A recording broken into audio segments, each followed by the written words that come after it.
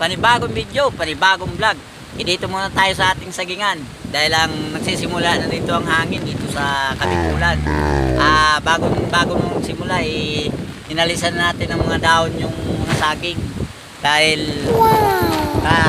dahil pag yun inano yun ng hangin, babagsakan talaga mga puno nila. Kaya inalisan muna natin ang mga dahon niya, no?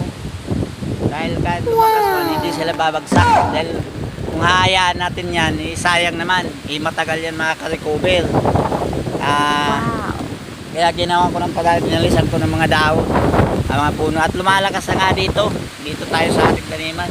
Lumalakas na ang hangin dito. Oh. Magsisimula na. Magagupit itong si Pipito. Oh. Yun, at basang-basa na nga tayo. At yun, akit tayo at para maglagay naman ng mga pabigat sa ating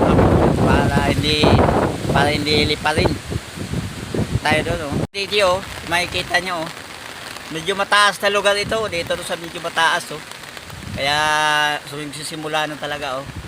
Makikita nyo oh, medyo mataas tong aming lugar, medyo liblib, medyo napaligiran naman ng mga mataas na ano, kaya hindi ganong inahagip ng hangin. Yung mga saging oh, wala na silang mga dahon.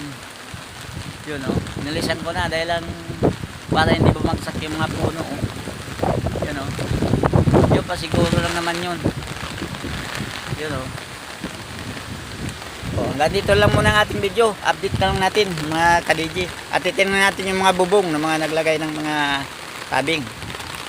At yung mga ka-DJ, kung makikita mo yung mga nilagay ng mga kawayan sa mga bubong para hindi malipad ng hangin no.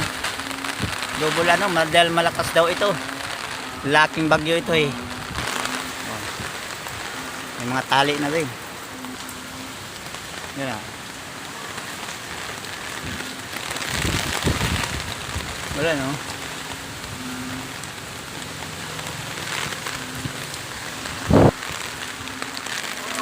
Ito dahil nagahan.